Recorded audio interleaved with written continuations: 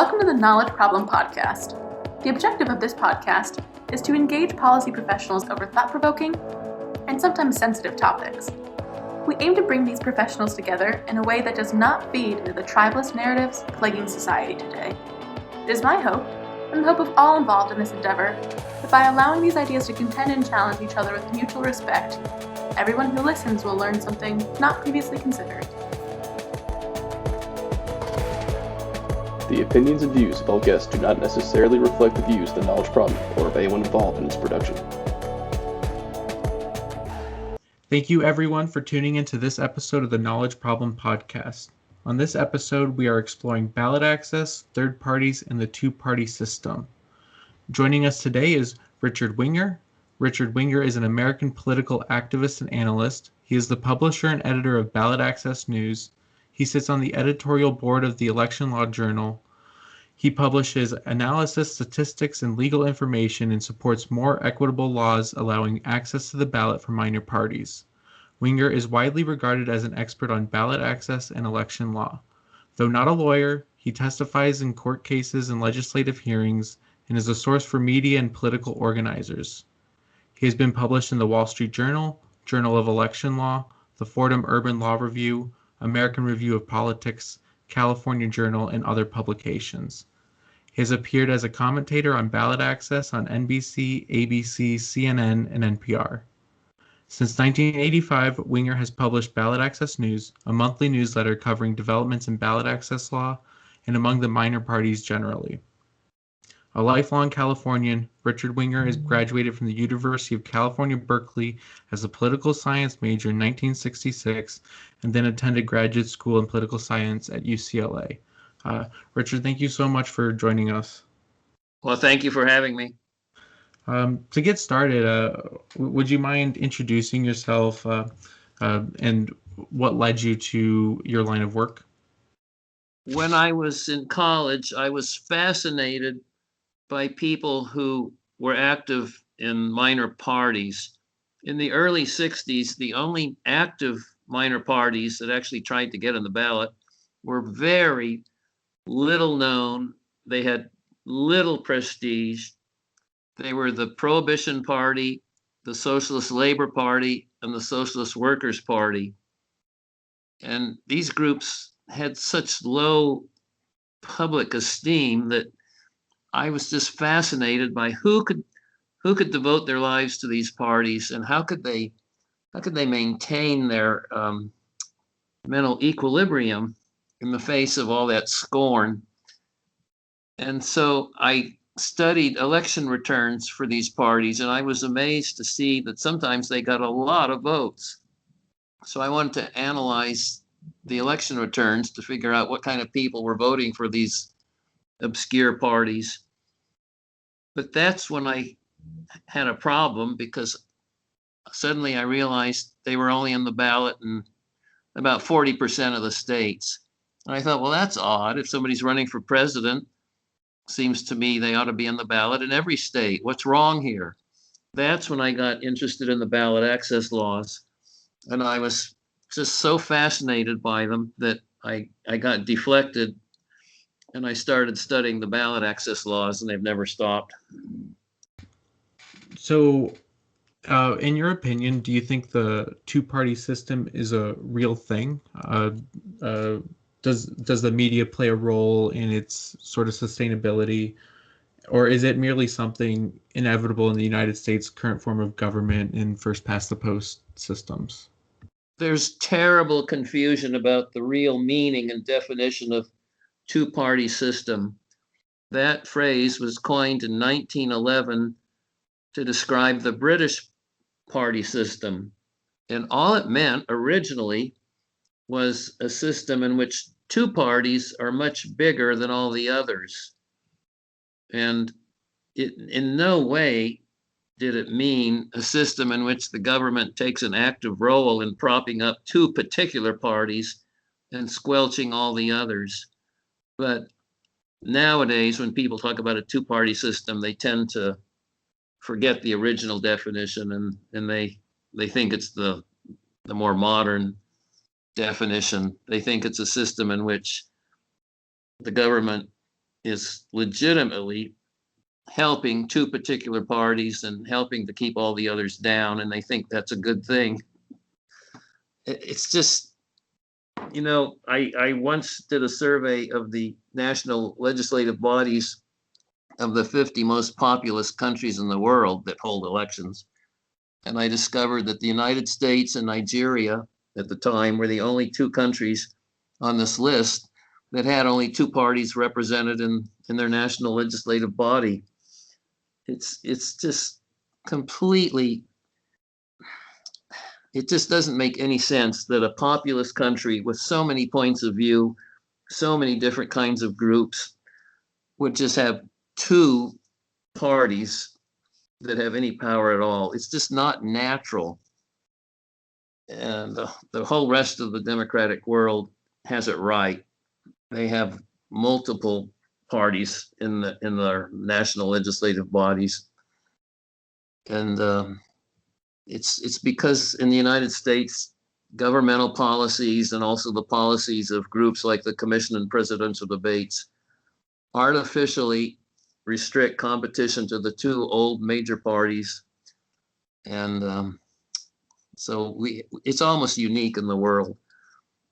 I saw a New York Times story just a few days ago that said in Russia, people are kept off the ballot on mere technicalities.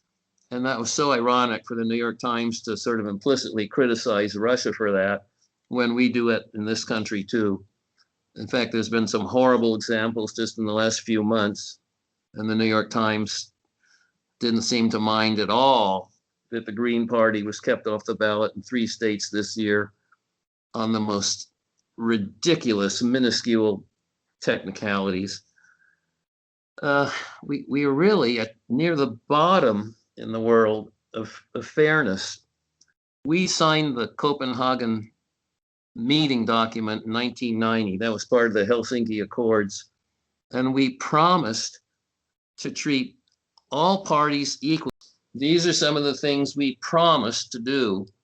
Respect the right of individuals and groups to establish in full freedom their own political parties or other political organizations, and provide such political parties and organizations with the necessary legal guarantees to enable them to compete with each other on a basis of equal treatment before the law and by the authorities. And we're hypocrites. We sign that and we don't live up to it. And you said we signed, that was the Copenhagen Accords? It's called the document of the Copenhagen meeting of the Conference on the Human Dimension of the CSCE. That's just the formal name of what was called the Helsinki Accords. It's called the U.S. Commission on Security and Cooperation in Europe. Could you give some background as to how those meetings came about? Well, former Secretary of State James Baker was the champion of this process. In 1989, the Soviet Union started to let the satellite nations in Eastern and Central Europe have some freedom. And people were thrilled. I mean, Poland, Czechoslovakia, Hungary, Romania, Bulgaria, they were all starting to have multi-party free elections for the first time since before World War II. And it was a wonderful time. And then, of course, the Soviet Union itself evolved, and it seemed like it was going to become a democratic country instead of a one-party system. So there was great interest in promoting democratic ideals, and so the countries of Europe and the United States and Canada and the newly emerging democracies in Eastern Europe just got together and drafted this thing and signed it. It was a wonderful, hopeful period. So we were just talking about the how the United States signed on to the agreements to not to respect basically a multi-party system in countries. Uh, do you think that, how do you think the United States reinforces the two-party system in our own country? Well, there are discriminatory campaign finance laws in Connecticut, and this has been upheld by the federal courts. The law says if you're a member of a party that got 20% of the vote for governor in the last election and you want public funding, it's very easy to get it. If you're running for the legislature, you just have to raise a really small amount of money from people living in your own district. But if you're running outside the Democratic and Republican parties, in order to get full public funding, you not only need to raise the same amount of small contributions, you have to turn in a petition of 20% of the voters in your district or in the state. And former Governor Lowell Weicker, who was elected in 1990 as a third party candidate, testified in court that if that law had existed in 1990, he could not have been elected governor, because even he was very popular, and he was a former US Senator from Connecticut. He couldn't have got a petition signed by 20% of the voters. Okay, that's one. Then there's the Commission in Presidential Debates, which has rules that make it inevitable that the only people in the general election debates is the Democratic and Republican nominee. And contrast that to Canada and England, the two countries that we're closest to in our heritage. They, in recent years, have had multi-party debates. Of course, they don't have presidential elections in Canada and Great Britain, but they have competing candidates for prime minister. And I've seen videos of 7-person debates in both countries. And then in France, the law requires, and this would conform to our First Amendment, but in France, the law requires all newspapers and all public radio stations and TV stations to give the precisely equal amount of time to all the presidential candidates. There's been probably 10 lawsuits against the Commission in Presidential Debates, but they always lose.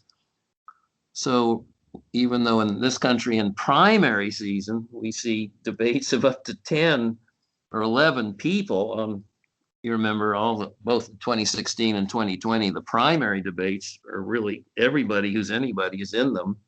But when it comes to the general election, the policy is just that we end up with only the Republican and the Democrat. And then, of course, there's the ballot access laws, which are so bad in some states. The absolute worst ballot access law is Georgia's law on how a third party or independent candidate gets in the ballot for US House. That law was written in 1943, and never in 77 years has a minor party been able to comply with it. It requires about 20,000 valid signatures to be collected in 6 months. And even when people try their best, they always fail, because petitioning inside a congressional district is quite difficult, because inevitably lots of people will sign your petition and they don't live in the right district. That's especially true nowadays because the US House boundaries are so wiggly. So here we have a total Democratic Republican monopoly on that very important office. And it is so ironic that the founders of our country who wrote the Constitution thought the elections for US House of Representatives would be the most democratic part of our system. That was the only federal office that the people elected in the beginning. The presidential electors picked the president, the state legislatures picked the US senator, but the people were supposed to pick the House. So here we have a system in Georgia where only Democrats and Republicans can run for US House. Now, as to independent candidates, no independent candidate has been able to comply with that law since 1964, which has been a long time. And we're in court now, hoping that we can topple that law. So do you think the fact that election rules are set state by state as opposed to like a national standard, do you think that plays any role in how difficult it is to overcome a two-party system? Do you have Yes, I think the United States and Switzerland are the only two countries in the world where the election laws for the national offices are not written by the national government. Instead, they're written by each unit of the nation. So I do think and there have been bills in Congress to standardize the ballot access laws. They've been introduced in 9 different sessions of Congress. They never pass. But I do think if we had a national standard, it would be better than the laws we have now. It's also very tough on the minor parties having to cope with 51, and I say 51 because there's 50 states plus DC sets of rules. It's really complicated. The rules are different in every state about when you can collect the signatures, whether you have to have chosen the nominees before you start petitioning, what the deadline is. You know, it's very sad, but early this year, the Fourth Circuit upheld North Carolina's law on how an independent presidential candidate gets on the ballot that requires 70,000 signatures by March 3rd. Now, the reason that's so sad is one of our few victories in the Supreme Court was in 1983 in Anderson versus Celebres, when the U.S. Supreme Court ruled that early petition deadlines for independent presidential candidates are unconstitutional. Specifically, they said March 20th, which was Ohio's deadline, was too early. And Ohio only required 5,000 signatures. So if the U.S. Supreme Court said March 20th is too early to have a deadline for an independent presidential candidate to submit his or her petition, why in the world did the Fourth Circuit say it's okay to have a March 3rd independent presidential petition deadline? Some of our federal judges, they may be very, very smart, but they don't do their best work on this issue. I could go on and on about decisions that have been full of factual errors, disregarded the evidence, because all federal judges are appointed by the president, and they tend to be people who are well known to leading Democrats and Republicans. Their world doesn't include people in third parties, and they just have no sympathy for third parties or independent candidates.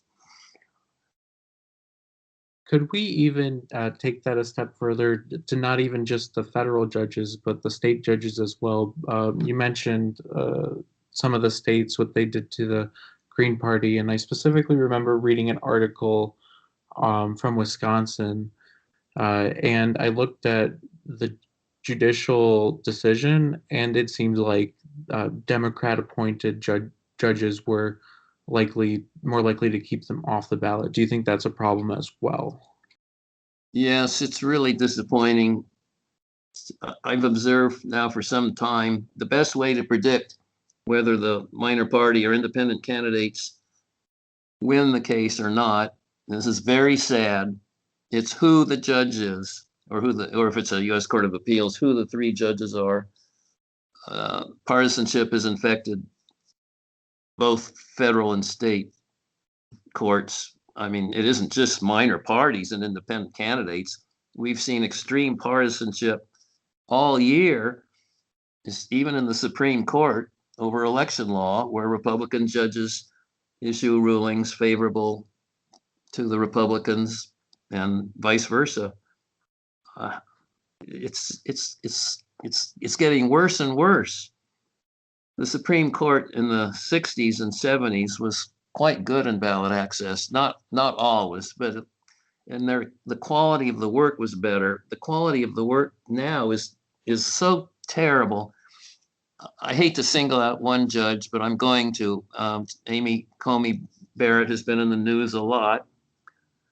When she was on the Seventh Circuit just last year, she upheld an Illinois law that said a Democrat running for Cook County office needed 8,600 signatures, even though a Democrat in Illinois running in a primary for statewide office never needed more than exactly 5,000 signatures. And in 1979, the U.S. Supreme Court, in another Illinois case, specifically said it's unconstitutional for a state to require more signatures for an office in just part of the state than it requires statewide. And so it should have been settled. In fact, that was a unanimous decision. The U.S. Supreme Court said the same thing again in 1992 in another case from Illinois. And yet Judge Barrett upheld the Illinois law requiring more signatures for an office in just part of the state than in the whole state. And I was wishing some senator had asked her about that, but no, but they didn't. So seeing as how the ballot access laws are so prohibitive and partisanship sort of ruins any chance of fixing that, at least in the immediate term, how impressive is it that the Libertarian Party, as far as I'm aware, they're the only party that has accomplished being on the ballot in all 50 states and DC multiple times. Is that an impressive feat? Yes, it is quite impressive. Other parties and candidates have done it, but only once. Like the New Alliance Party, which most people have never even heard of, managed to get their presidential nominee on the ballot in 1988. And that was Lenora Fulani on the ballot in all 51 jurisdictions. But that's the only time they did it. The Green Party has never done it. 1968, George Wallace was quite strong, and he got on the ballot in all 50 states, although he couldn't get on in the District of Columbia. And the Reform Party got on the ballot in all 51 jurisdictions in 1996, and they tried to do that again in 2000, but they missed one state. And then after that, they virtually vanished. So the Libertarian Party has done it now in 1980, 1992, 1996, and 2016 and 2020. So that's 5 times. So that is quite impressive. Even the Socialist Party didn't quite do it back in the 1910s when they were really strong. So I want to go back to sort of the history of the two-party system for a second. And in my own reading, I saw that there was a period of time where there was really only one party. It was right after the War of 1812, and I think it went right up to 1830 something. It was called the Era of Good Feelings, I believe. And then, please correct me if I'm wrong, but then Martin Van Buren, who was a U.S. Senator at the time, sort of supported a two-party system in a way because it would overcome sectionalism in the country as well as personal ambition. I was just wondering if you had any thoughts about that time period, or Martin Van Buren's thoughts on why a national two-party system would be a positive thing for the country.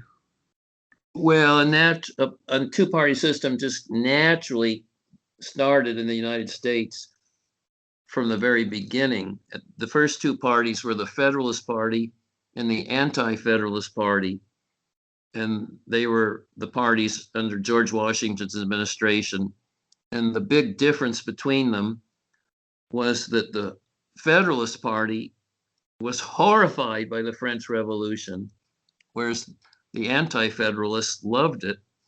And George Washington was a Federalist. He was not an Anti-Federalist, but he was a wise man, and he made sure that the leaders of both parties were included in his cabinet. I often read that people say George Washington was an independent candidate for president. That's not accurate. He was the nominee of both parties. Both parties supported him. And so he got elected in 1789 and 1792, and it was unanimous for president. It wasn't unanimous for vice president. So right off the bat, we had a two-party system, just naturally, not by government tilting the playing field. It just happened. So then the two parties were the Federalist Party and the Democratic Republican Party, and they were both in existence even through the 1816 election. In fact, 1812 was a real battle. But after that, the Federalist Party declined very badly. It was only in 1820 that we had a one party.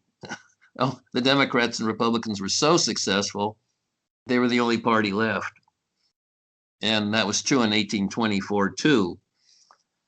But right after that, we got a two-party system back again. It was the Jacksonian Democratic Party versus the National Republican Party.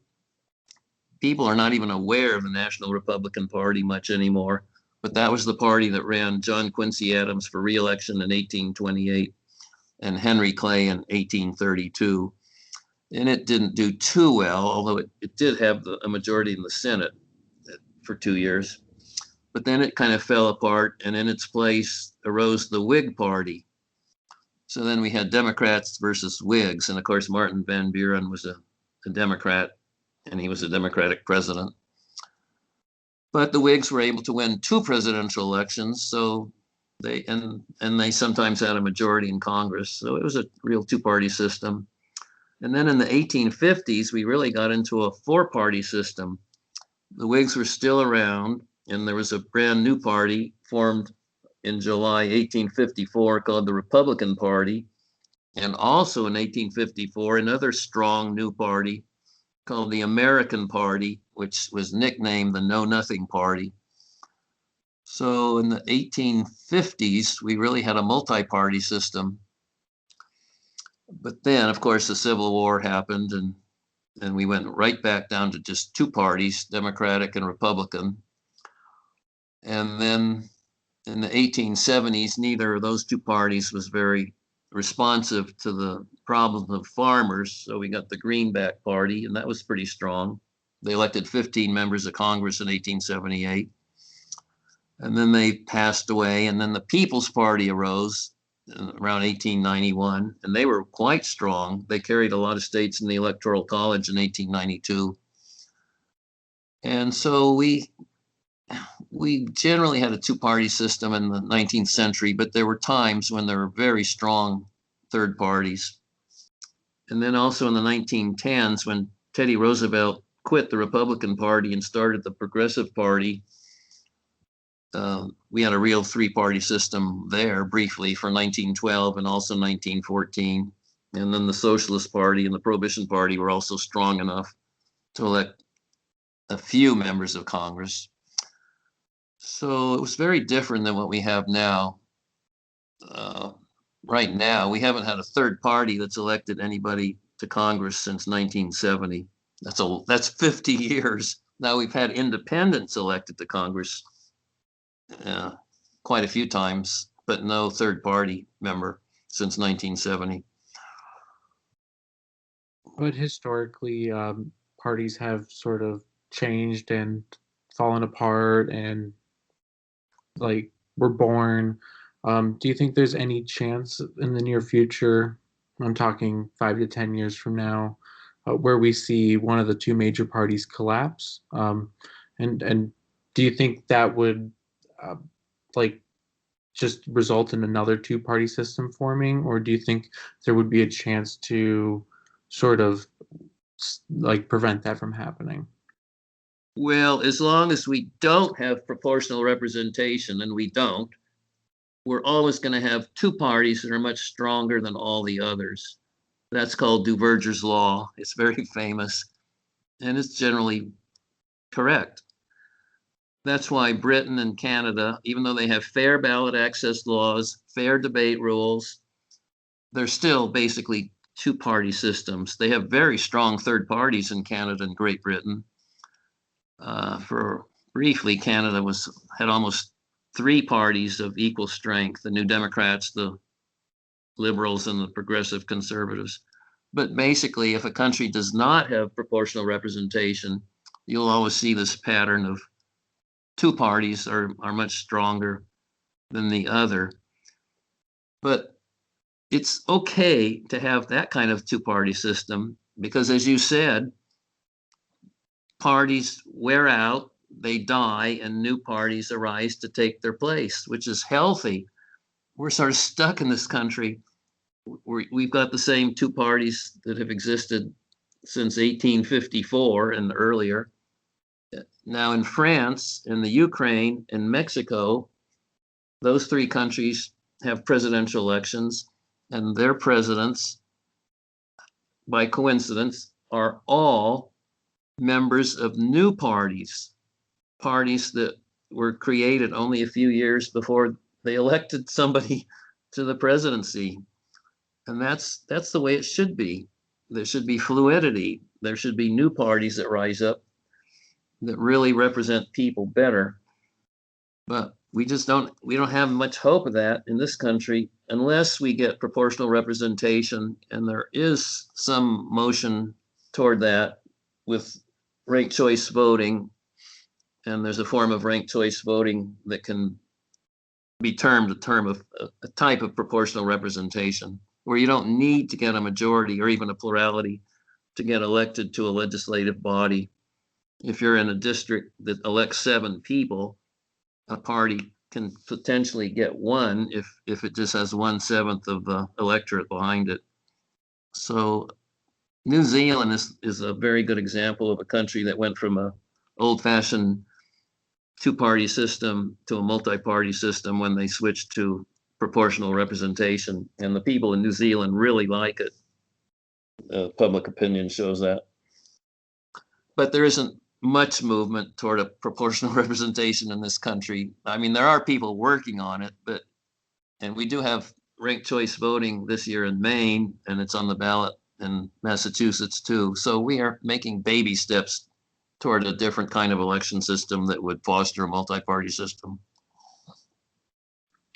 So you just mentioned Maine's ranked choice voting. Do you think it might be do you think it could possibly backfire should a third party candidate do very well in that sort of system, especially if the two major parties recognize it? Do you think they would mobilize to prevent ranked choice voting from being on more ballots? Oh, I don't know. We'll just have to wait and see. That's a good question. So, sort of speaking on this election, this is being recorded before the 2020 election. So, do you think there are any targets that minor parties should be looking to hit, whether that's like on the federal level with the presidential race, or whether there's certain states that they should be looking to make strides in? Well, the Libertarian Party is working really hard this year to elect a handful of state legislators. The party mostly focusing its hopes in Wyoming and South Dakota. And the press in those states, at least in Wyoming, has started to notice, and the big newspapers are starting to say, hey, we might get a libertarian or two elected this year. That is certainly something that minor parties can do, especially in the states that have very low population districts. I mean, we have a lot of low population states in the country, and so naturally the legislative districts are quite small, and it's possible for an energetic candidate to realistically hope to not more in the district, and that's what the Libertarians have been doing. Of course, in many other states, that's very unrealistic. I mean, California is just the opposite. In California, and I'm a Californian, we have so few state legislators and such a huge population. The average state Senate district in California has 1 million population, and the average assembly district in California, that's the lower house, has 500,000. So you're not going to be able to knock at all those doors in states with districts that big. So maybe if minor parties do make some headway, they'll do it in the small population states.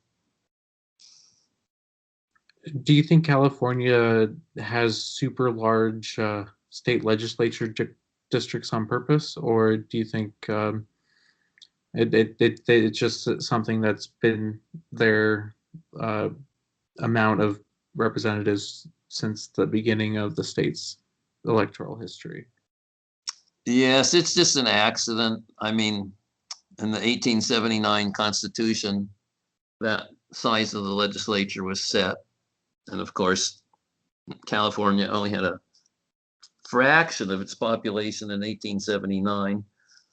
But it's awfully tough to change things like that because the people who get elected under the system like it the way it is because they got elected. Uh, there were a few tiny towns in far northern California that combined to file a federal lawsuit a few years ago, arguing that the US Constitution guarantees each state a Republican form of government.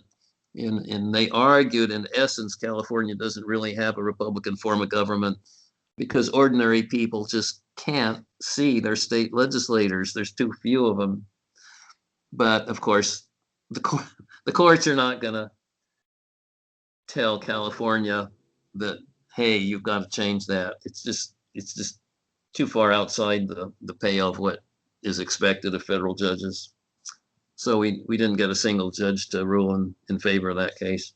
So a lot of minor parties, I mean, especially I run in libertarian circles as well. So whenever I hear people talk about the like voting for Jorgensen, especially in an election that's the most important election of our lifetime, they talk about how their vote has a much higher chance of having her reach 5%, and that would unlock FEC funding. And they say that would. Do you think that's a magical number, and it would help end the two-party system that we see today? And do you see anything in her campaign that's different than Gary Johnson's in 2016 that would push her over the edge as opposed to someone who is like a two-time governor? Well, first of all, I hate the term spoiler, but it's used all the time.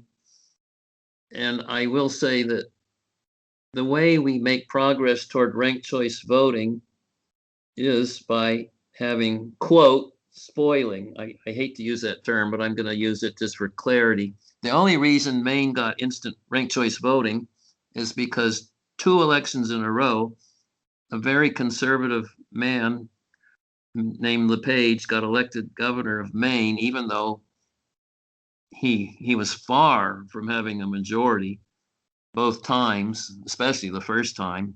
But the opposition to him was split both times. There was a Democrat, and then there was a really strong independent. And that frustrated people in Maine so much that they got Governor LePage, who really didn't represent the mainstream of Maine politics, that they put ranked choice voting on the ballot. So if this will not happen, but if Joe Jorgensen got a number of votes that seemed like it tilted the outcome, well, that's very unpleasant, but that is the sort of thing that needs to happen to get people interested in ranked choice voting. Ralph Nader in 2000 was perceived as having caused Al Gore to lose, and that was not enough to get the country interested in ranked choice voting. Unfortunately, it takes a whale of a something to happen to change the electoral system. It's really, really tough. And as far as comparing Gary Johnson to Joe Jorgensen, well, I'll say I really like Gary Johnson, and I think he would have been a great president. But unfortunately, his biggest publicity was when he said on the air that he didn't know what Aleppo was. That really wasn't fair to him. I don't think he heard it properly. But anyway, he got ridiculed for that. Well, Joe has not made any mistake like that. She's quite smart. She's got a PhD. She's the best educated person running for president. And so at least she doesn't have any black mark against her in this campaign. When we talk, you spoke on Gary Johnson's Aleppo gaffe. Do you think that the media plays a role in perpetuating a two-party system, especially as they stereotype third-party candidates as really fringe and really highlighting and over over reporting on those gaffes? Yes, the vast majority of the reporters who work for the big media outlets are guilty of that. There's a lot of misinformation about so-called spoiling. I cannot get the mainstream media to look at evidence that spoiling doesn't really work the way people think it works. I keep talking about Samuel Lubell was a distinguished pollster and later a political scientist who did a lot of work around the 1948 election. And then he wrote a book about it called The Future of American Politics. And his research showed clearly that Henry Wallace, the Progressive Party nominee, who was running to the left of Harry Truman, helped Truman to beat Thomas Dewey. He did that by changing the perception of who Harry Truman was. Samuel Lubell said in 1944 there were 2 million somewhat conservative Catholic Democrats who voted Republican because they perceived accurately that the Communist Party in 1944 was backing Franklin Roosevelt. And especially Polish Americans were fiercely anti-communist, and that caused them to turn against Franklin Roosevelt. But in 1948, the Communist Party was attacking Truman and supporting Henry Wallace. So that made these 2 million, that's Lubell's estimate, voters much happier with Truman, and they came back to the Democratic Party. Also, in October 22nd, 2004, the Washington Post had a front page article quoting 3 leading pollsters who said when they found a Ralph Nader voter, they asked extra questions. And to their surprise, they learned that to a slight degree, the Nader voters said if they couldn't vote for Nader, they would vote for George Bush instead of John Kerry. And the election returns bear that out. In 3/4 of the states, Nader's strongest county was a county that was more Republican than that state as a whole. There's more evidence too. It's just too simple-minded to assume that just because the Green Party gets in the ballot, that's going to be an injury to the Democratic Party. So when Jesse Ventura was elected governor, I believe it was of Minnesota, right? Yes. And he was with the American Farmers Labor Party. No, he was with the Reform Party. Reform Party. The New York Times, the day he won, release the front page of it was him in his wrestling gear as opposed to like a professional photo? I don't know if you say that's true, well, I believe you, but I didn't know that. That's sort of why I asked if the media plays a role in delegitimizing third parties, because at every chance they get, it seems like they make them out to look ridiculous. Yeah, although nothing succeeds like success. The media was very kind to John B. Anderson, an independent presidential candidate in 1980. They liked him. And so it's what you say tends to be true, but I don't want to say that it's always true. I guess go ahead. I was going to say, I guess it just depends on the media outlet, because this was the New York Times, and they also ran an ad during the 2000 election about Ralph Nader and not to vote for him. So it might just be the outlets as opposed to every single news media. Yeah. On something more positive, have there been any recent victories for third or minor parties? I'm talking like from 2000 forward.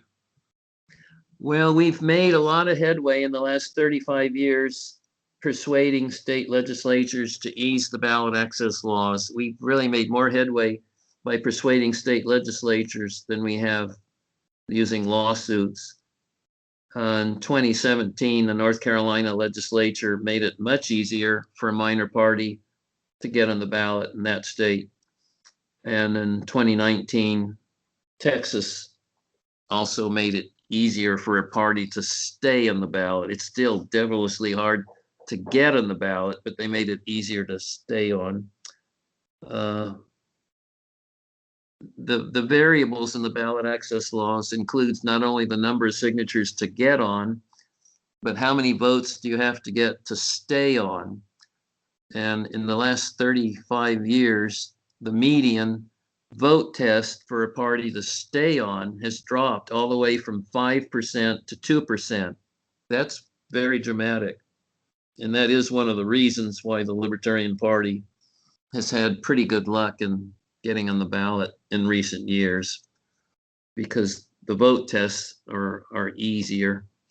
For instance, in Louisiana, that was a huge improvement in 2004. The old law said you couldn't be a qualified party unless you either polled 5% of the vote for president, which is extremely difficult, or you persuaded 5% of all the voters in the state to join your party when they filled out a voter registration. Well, that's really impossible. You're just not going to get 5% of the people of any state to leave their old major party and re-register into a minor party. But the legislature passed a bill lowering the registration test from 5%, which is hundreds of thousands of people, to just 1,000, which was a whale of an improvement. And it worked very well. And Louisiana has 3 minor parties in the ballot, and it's something that makes me happy. There's other examples of improvements that I could mention also, but I'll stop there. Oh, I was going to say, please feel free. Well, I'll just mention what North Carolina did in 2017. The old law said you had to get 2% for president or governor to remain on the ballot. But the new law says if you're a party that got your presidential candidate on the ballot in at least 35 states in the last election, you're on the ballot here. Well, that just virtually guarantees the Libertarian Party is going to stay on the ballot in North Carolina. It's not going to have to worry about polling 2% every time, which it usually does, but not always. You can't count on it. So as long as the small victories keep building up, maybe something can happen. Right, but we had a huge setback this year in New York State, where Governor Cuomo forced the legislature to make the vote tests far more difficult. And I say he forced them. He put it in the ballot, in the budget bill, and the state legislature had to pass the budget. It would have been terrible for New York State to not have a budget. So they couldn't vote against it, but he raised the vote test from 50,000 votes for governor, which you just have to worry about every 4 years, to you have to get 2% of the vote for governor, and also if it's a presidential year, you have to get 2% for president. So here the Libertarian Party finally got qualified status in New York State for the first time in 2018. But now, if Joe Jorgensen doesn't get 2% of the vote, the party will go off the ballot. And furthermore, in New York State, there's no easy way to get back on. There is no petition in New York to qualify a new party. Instead, all they have are candidate petitions. So if the Libertarian Party goes off the ballot in 2020 because it doesn't get 2% of the vote for Joe, if it wanted to run a full slate of candidates in 2022, it would have to have probably 1 million signatures, because you have to have separate petition for each of your nominees. So by the time you have 3,500 signatures for all 27 of your U.S. House candidates, and almost as many for all your state Senate candidates, and about a third of that for your assembly, and then dozens and dozens of partisan local offices. I haven't figured it out, but I bet it would be at least 500,000 signatures. That is insane. Um, That's in court right now, so it might be struck down. Fingers crossed, because I mean, it's crazy to think though that the narrative around voting has become very dichotomous between the two major parties. And when you look at a state like New York, it's very blue. But if you try to tell a Democrat to vote for your candidate, like purely on democratic reasons, just to keep that option on the ballot, I mean, it seems like you ask them to kill their firstborn child almost. Especially this year. It is so hypocritical of Governor Cuomo and other leading Democrats to say, please, please, at least this year, don't vote for a third party candidate for president. There's too much at stake. And that's a very convincing message that I agree with, really.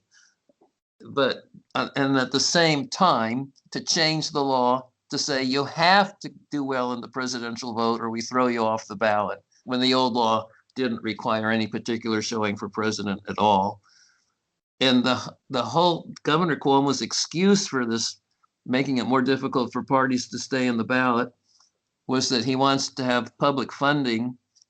And if we had public funding and too many parties on the ballot, that would cost the state treasury too much money. That is totally hypocritical, because New York's in the Second Circuit, and the Second Circuit already ruled that it's constitutional to have a public funding law that discriminates in favor of the Democratic and Republican parties and against all the others. So even though I was very disappointed when the Second Circuit ruled that way, that's the reality. And it's utter hypocrisy for New York State's governor to say, well, we have to get rid of the minor parties because it'll cost too much money for the public funding, when he knows, or he ought to know, that is not true. You don't need to fund the minor parties with public funding. So the process to getting a multi-party system, such as like Canada or Britain, do you think that's something that's achievable in this country, or has polarization gotten to a point where the system will have to collapse before reforms could be made? Well, I'm hopeful that this country is still capable of piecemeal change. One of the things that makes me hopeful is, as we've already discussed, the slight progress we're making toward ranked choice voting. We need to combine that with multi-member districts, because you can't really have proportional representation from pure ranked choice voting. You have to combine it with districts that elect several, maybe 5 or 7 members to make a proportional representation system. But I do have faith in this country, and we've certainly had big problems with voting in the past, the distant past, really. Especially, it took so long for Blacks in the Deep South to get the right to vote. And we overcame that. We have given the District of Columbia a voice in presidential elections, although it's still an outrage that they have no real members of Congress.